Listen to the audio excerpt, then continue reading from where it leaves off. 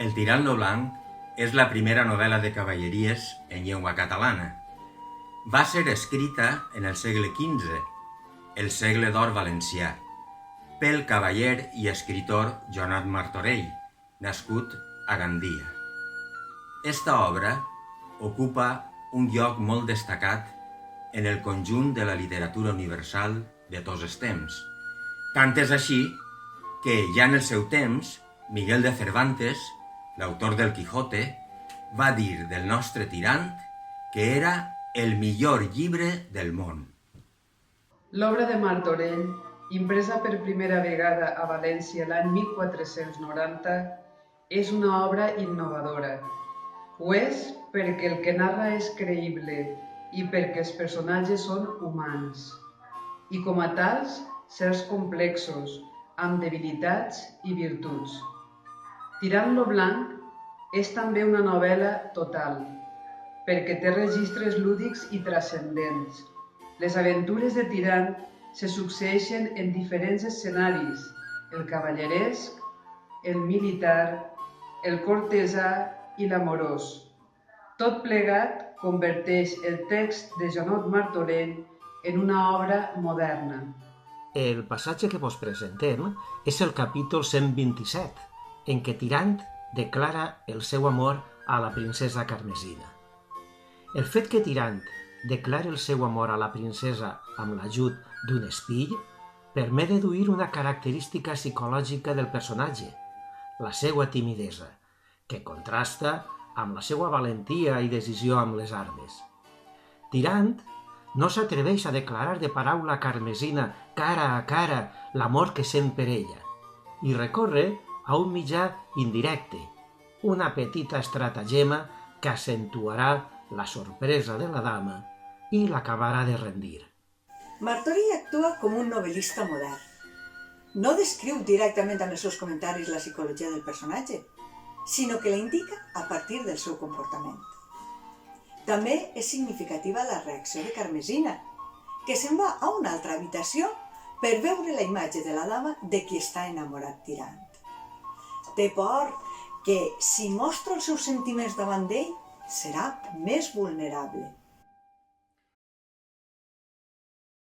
Quan la princesa veié que Tirant se n'anava, cridà-li a Febus i li pregà que li diguera a Tirant de part seua que quan haguera dinat hi vinguera de seguida, perquè tenia moltes ganes de parlar amb ell i que després dansaríem.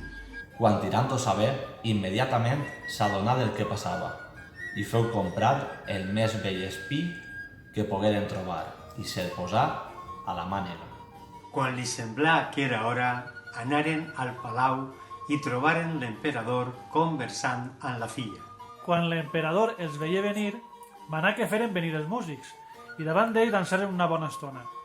I l'emperador, al cap d'una estona d'haver mirat, es retirà a la seva cambra. I la princesa, tot d'una, deixà de dansar, agafà Tirant de la mà i es segueren al costat d'una finestra. I la princesa començà a dir aquest parlament. Cavaller virtuós, sent molta compassió per vos, pel mal que us veig passar, per la qual cosa us pregue que em vulgueu manifestar el mal o el bé que sent la vostra virtuosa persona. Car pot ser que, pel vostre amor, jo em prenga una part d'aquest mal, i si és bé, jo estaré ben satisfeta que tot siga vostre. Així doncs, concediu-me la gràcia de voler-m'ho dir de seguida. Senyora, digué Tirant, vull mal al mal quan ve en temps de bé, i encara li vull més mal quan per ell es perd el bé. I aquest mal jo no el compartiria amb vostra altesa, que més m'estimaria que fora tot per a mi que no donar-ne cap part a ningú. I d'aquestes coses no se'n deu parlar més. Parlem, senyora, d'altres coses que facin plaer i alegria, i deixem les passions que turmenten l'ànima. Certament no hi ha res, digué la princesa, per estimat que em fora que si vos ho volguéreu saber, jo no us ho diguera de bon grat. I vos, a mi, no m'ho voleu dir, per la qual cosa us torne a pregar que m'ho digueu, per allò que més estimeu en aquest món. Senyora, digué Tirant, us suplique per pietat que no em vulgueu fer un conjunt tan fort com el que, senyora, m'acabeu de fer, car us diré tot quan sé en aquest món. Senyora, el meu mal ben aviat estarà dit, però jo sé de cert que immediatament arribarà a les orelles del vostre senyor, i això serà la causa de la meua mort. I si no ho dic, també hauré de morir de dolor i de tristesa. I penseu vos, tirant, digué la princesa, que les coses que s'han de tenir en secret jo les volguera anar a dir al senyor mon pare o alguna altra persona? Jo no vaig vestida d'aquest color que us penseu. Per tant, no tinc por de dir-me tot el que us passa, car jo ho tindré tancat dins del meu recambró secret. Senyora, ja que l'altesa vostra em força a dir-ho, no puc dir res més, sinó que amo. I no digues res més, sinó que baixar les ulls cap a les faldes de la princesa. Digueu-me, tirant, va fer la princesa. Per Déu, que us deixi obtenir el que desitgeu. Digueu-me qui és la senyora que tant de mal us fa passar, perquè, si us puc ajudar en res, ho faré de molt bona voluntat, car estic impacient de saber-ho. Tirant se posà la mà dins de la mànega, tragué un espill i digué: Senyora, la imatge que hi viureu em pot donar mort o vida. Mane-li, vostra altesa, que em tinga pietat. La princesa prengué de seguida l'espill i amb ràpids passos entrà a la cambra pensant que hi trobaria alguna dona pintada. Però no hi veia res, sinó la seva cara.